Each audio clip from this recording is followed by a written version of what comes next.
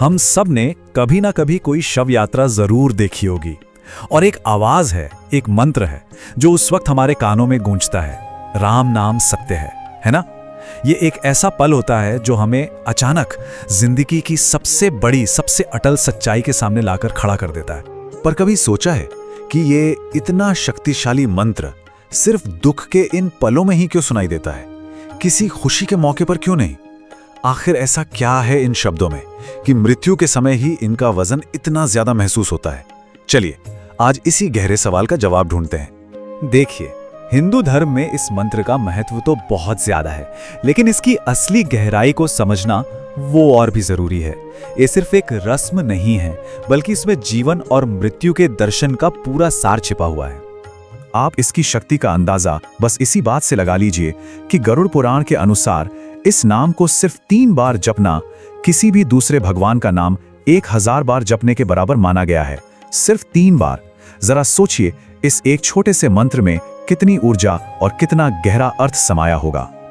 और अब हम इस पूरी बात के शायद सबसे चौंकाने वाले हिस्से पर आते हैं, एक ऐसी सच्चाई जो हो सकता है आपको हैरान कर दे कि आखिर ये मंत्र बोला किसके लिए जाता है। हम सबको अक्सर यही लगता है ना, कि ये मंत्र मृत व्यक्ति की आत्मा की शांति के लिए है, लेकिन सच तो ये है कि ये मंत्र उनके लिए है ही नहीं। जी हाँ, ये मंत्र उन लोगों के लिए है जो उस शव यात्रा में साथ चल रहे होते हैं, परिवार वाले, दोस्त, रिश्तेदार। ये उन्हें जीवन के सबसे बड़े सच का सामना करने की हिम्मत देता है। तो असल में ये एक संदेश है जो जीवित लोगों के लिए है। तो फिर ये मंत्र सिखाता क्या है? मतलब उस एक पल में जब हम मौत को इतने करीब से देखते हैं, तब ये हमें जीवन के बारे में क्या बताता है? सबसे पहली बात, ये हमें याद दिलाता है कि ये जो शरीर है ये तो नश्वर है, मिट्टी का है और एक दिन मिट्टी में ही मिल जाएगा। लेकिन आत्मा तो अब आजाद हो चुकी है। जीवन मरण के इस चक्र से और दुनिया के सारे मोह बंधनों से वो मुक्त हो गई है। और ये मंत्र एक बहुत कड़वा लेकिन जरूरी सच भी बताता है। वो ये कि हम इस दुनिया में खाली हाथ आए थे और खाली हाथ ही जाना है। हमने जो कुछ भी कमाया, जो कुछ भी बनाया, वो सब यहीं का यहीं रह जाता है। यही है वो सांसारिक मोहमाया जिससे ऊपर उठने की प्रेरणा ये मंत्र देता है। अक्सर हम देखते हैं ना कि किसी के जाने के बाद घर में संपत्ति के लिए झगड़े शुरू हो जाते हैं। ये मंत्र उसी पल याद दिलाता है कि देखो, ये सब यही रह जाएगा, साथ कुछ नहीं जाने वाला। इस आध्यात्मिक ज्ञान के अलावा इस मंत्र का एक बहुत गहरा मनोवैज्ञानिक असर भी है। ये उस दुख में डूबे हुए परिवार को एक सहारा देता है। देखिए, किसी अपने को खोने का दर्द वो बर्दाश्त से बाहर होता है। उस वक्त दिमाग एकदम सुन्न हो जाता है, कुछ समझ नहीं आता।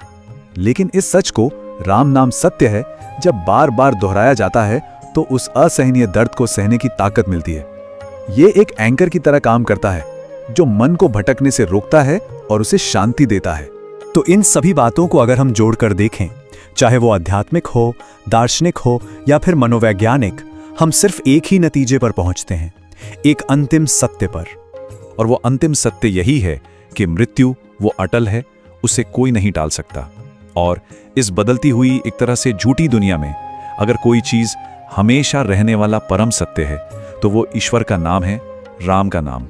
यही इस पूरी यात्रा और इस मंत्र का आखिरी संदेश है। तो आखिर में ये एक सवाल हमारे लिए है, अगर इस दुनिया में राम के नाम के सिवा सब कुछ नश्वर है तो हम अपनी जिंदगी जी कैसे रहे हैं? ये सवाल हमें मौत के आईने में अपनी जिंदगी को देखने पर मजबूर करता है। और शायद यही इस पूरी परंपरा का सबसे बड़ा मकसद है,